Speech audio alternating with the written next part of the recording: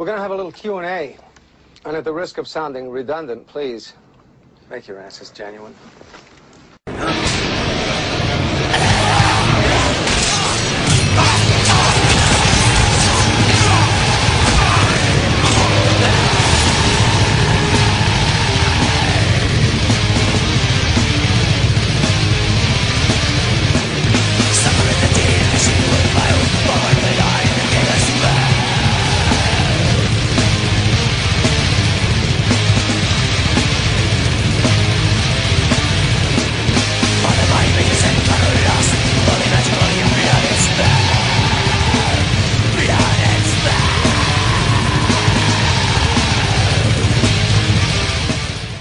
Back and we're hanging like nuts.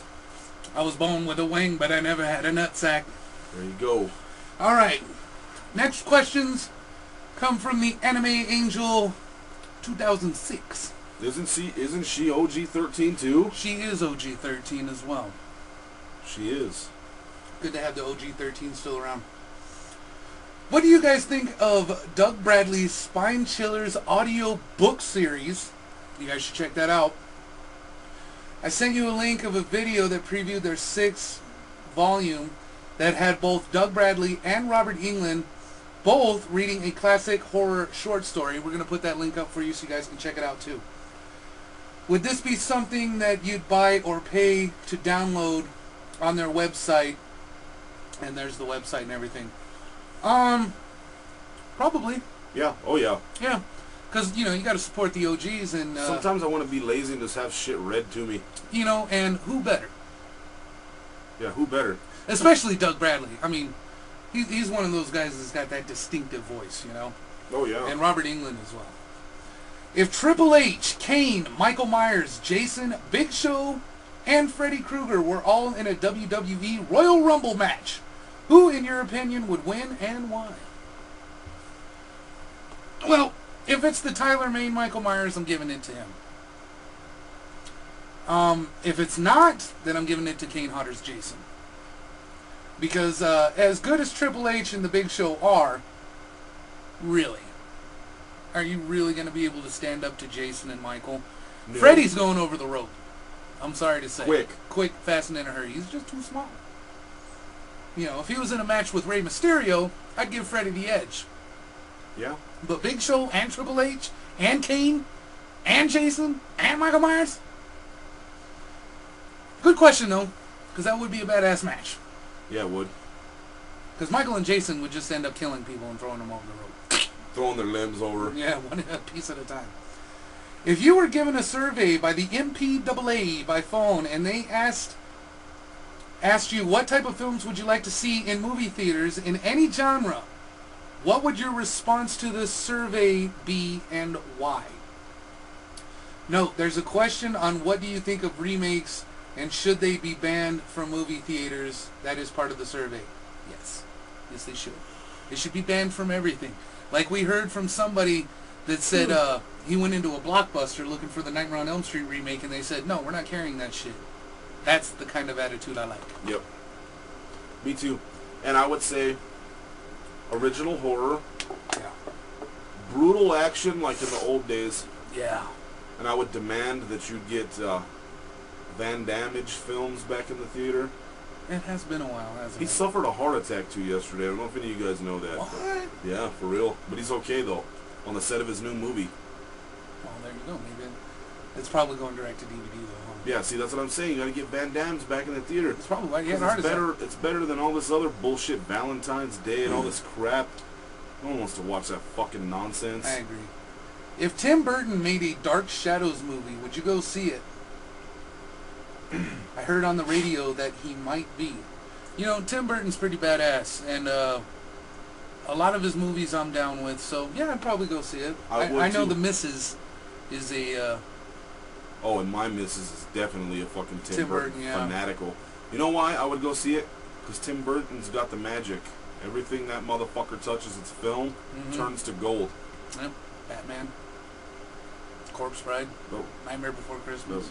All of it. We do a whole episode on all his flicks. We could. What are some of your favorite TV Halloween specials and why? The Disney Channel Halloween Town films do not count, nor do anything that is not Halloweeny. Okay, good. My kids love Halloween Town, by the way. But, yeah, no. My favorite always has, always will be Charlie Brown's The Great Pumpkin. Yeah. All day. Hands down, there is none better. Treehouse of Horror. Treehouse of Horrors, which is not going to be on Halloween, everybody. It's going to be on November 7th. No way. Yes. They switched it? They did. I'm like, why the fuck? You know what? You know they probably did? Because everyone will be out and about and everyone will go, oh, fuck, I missed Treehouse of fucking Horror. Probably. But no, you know... Or it's the baseball game. You know what else was bad as a motherfucker? I think it's the World Series is why.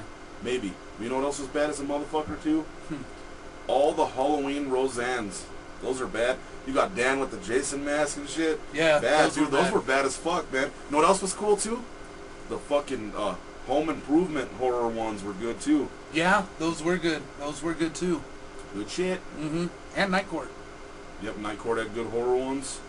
When Harry hooked up with the witch. Yep. That was a nice witch, too. Mm-hmm. Mm-hmm. So, yeah. Great Pumpkin, Charlie Brown. All day. If I got to narrate a classic horror short story from Doug Bradley's Spine Chiller's audiobook series in the future, would you guys go listen to it? Sure. Hell yeah. You support us, we support you. Fucking yes. You don't even have to ask that. Just say, hey, I did a did. Because it looks like she may get the chance and she'll find out in February. Well, you know what? Best of luck to you. And if you land it, we got your back. You let us know. We'll do all the little advertising and shout-outs for you if you need it. Mm-hmm. All right. Thank you very much, The Anime Angel. You guys check it out. She does a lot of song covers and stuff. Goth and Cloth has sent us another one. But he can, because he made that. Yep. All right. I think my question was a bit psychotic, so I will Prozac it out for you. Oh, we already answered it, so it's the same thing. Time to take my pills. These straps are always too tight. I hate the dark. Don't slam the door. They always slam the door. Fucking door. Badass, man. All right. Well, we got that. Okay. Got a regular question for you on a personal note that someone asked me to ask you. This is from the Anime Angel once again. Hi, Jamie and Zero. How are you? Fair and partly cloudy. Hanging like nuts, baby. There you go. I got a comment on my channel from Ice-T Production. Oh, God. And they asked me to ask you why they got blocked from your channel and if their opinions on Rob Zombie's H2 offended you. Do you have any comments as an option? Please get back to me when you possibly get a chance. Oh, I don't think we were supposed to do this on the air. Well, we are. You know, opinions are fine. But when you sit there and say, you know, I saw Rob Zombie's Halloween 2 and I thought the editing was crap. How's your editing in your movie going? Yeah. That's the kind of stuff I can't take. You know what I mean? My only hatred towards horror movies is remakes. And the reason is because they take a great staple in horror history and just sit there and have this big-headed attitude about, well, I'm going to do this now and da-da-da-da. And that's why. The reason I blocked him was because of this whole fucking, fuck you, you fucking, and all this shit. Yeah, and I had to tell him, I said, you know what? You're too busy for this shit. Just block this motherfucker. Yeah, I mean, you're going to sit there and give Rob Zombie shit for editing on Halloween 2, and you're doing a Texas Chainsaw Massacre, the Next Generation review with a fucking Lego puppet. And you're going to give Rob Zombie shit about Halloween 2. Yeah. And again, I say, well, how's the editing in your movie? Let's see what you got. Well, I see how the editing was in our movie. You've seen it right there. So that's why. And I did get an apology thing from him and everything like that. And, I don't know. Just, there you go. We don't even like iced tea. We like Ice Cube. There you go. And Vanilla Ice. Motherfucker. Okay, let's see. Just Twisted. We all remember his epic saga. We were Fold that ass. We were stuck in the field facing the Slashables. Here we go. Just Twisted is exactly that. Okay, you see all the Slashables standing side by side while you guys sit in your car. Zero, you notice in the rearview mirror the road behind you is steaming starts to crack, caves in, and you see fire like the gates of hell just open. Out comes the army of darkness. Holy they start shit. to fight with the Slashables. What do? Jump out and help fight with the icons and go down in an epic battle, or try to start the car? See the answer next. And as you can see, once again, we have not peeked. As a matter of fact, just trust us. I'm not going to move the camera and get you guys all busy. Trust, we don't peek because we want it to be genuine for you guys. So what do? This is what we do. We start the car. We drive it over the hole of the pit of hell to block the hole. Then we fucking get out. And then we run over and we start fucking duking it out. That's how we do it. With the Slashables? Yeah. Like duking out on them? No, we help them. Oh, okay. But then... So we're joining the side of the Slashables. Yes, but then, in true heel fashion, like the Four Horsemen, we turn on those fuckers too and start pounding them anyway. Because they were out to kill us originally. See were they? Or did they know that's where the battleground was? So let's stop and think here. Did they know that's where the army of darkness was coming from, and we just happened to drive in the wrong place at the wrong time? Maybe. Okay, so let's... I'm going to strike a deal with Pinhead. Says, by some weird reason, the Necronomicon's in the trunk of our car. By hook or by crook? Yeah, exactly. We're going to help you guys out. If we do and we're successful, you let us go. If we lose, well, then we're dead, and all of us are dead anyway, so what the fuck? Maybe we can work a deal. Yeah. Let's see what happens. Strike a deal with the devil. Let's see. If you jump out to fight, you're dead. Damn it. As the battle started, Jamie heard the radio barely, and you heard static and someone talking, so you turn it up. You heard an F-16 pilot. The aircraft's frequency got interfered with the car radio. You heard distinction to target 8 minutes. Zero rushes to the car, started but nothing. A creature from the army of darkness climbs to the top of the car. He jumps off in midair. Jason cuts him in half. The top of the body lands on the hood of the car, and it turns it over. Well, hell, how about that? Zero is trying to start. He slams it into drive and piles through, his foot buried on the gas pedal. You're 2 miles away. You hear 10, 9, 8, 7, 6, 5, 4, 3 to the 1 for that ass. You see in the side view mirror a big mushroom cloud of fire. The force pushes the car all over the road, but you made it. Beaten, bruised, and tired. But you didn't notice the trunk barely open. You ride off into the sunset, and Freddy closes the trunk. The end? Question mark. Well, we got out of the car, so none of that happened. Epic Twisted. Just fucking epic. You gotta change your name. Just Epic Twisted. What the fuck kind of question is this? We got time? Yeah, we got time. RBR Short Films 13, Killer Questions 0. Are you Mexican or half or not? Orale, Holmes. No. Nay. Nada. No.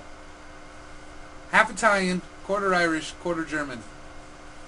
However, living in this state for as long as I have, you tend to pick up a little bit of that accent. Yeah. Is what I'm thinking. Yeah, it's true. Jamie, what was the worst day of your life? The day my mom passed away.